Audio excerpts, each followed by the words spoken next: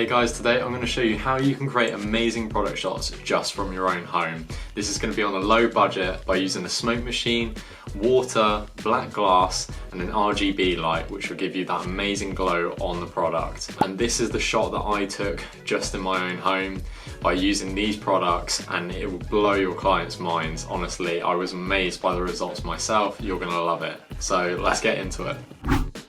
When I see product photography shoots, I always imagine them being big setups. You know, you've got about 5 lights, you've got the product obviously, you've got a lot of things going on. You probably have even 3 people on set trying to get a massive production shoot. When in fact, you can do this just from your own home as well. You don't need all this expensive equipment. I'm only using 4 items today in this photo shoot, and this is how I'm going to do it.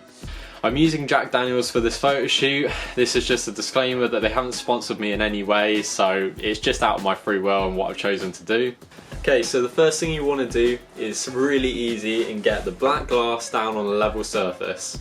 This will just make sure that your product is obviously stable and secure. Also remember to wipe it down so that it doesn't leave any marks on there.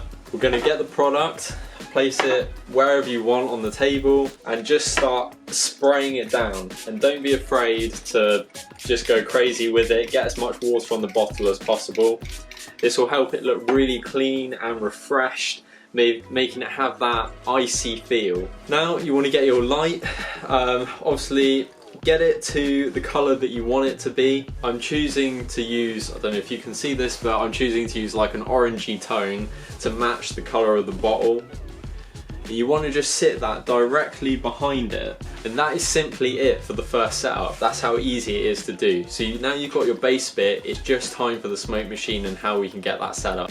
So the last thing we're going to do, guys, is set up the smoke machine. It's really low budget on Amazon, only cost me around £30, and it's great for all types of creative photography. What we're going to do is going to set it up so it bounces against the back of the wall and makes the smoke last a little bit longer rather than going directly past it. This will create that misty, icy appeal. So let's just get into it, and this is how I took my shots. Check it out.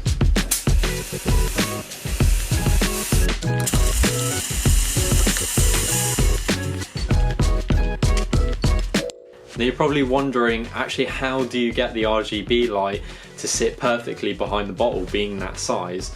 Well, to be honest, the trick is that you take the actual shot from a low angle, and this will then hide and mask away where the light is sat and you won't see it at all.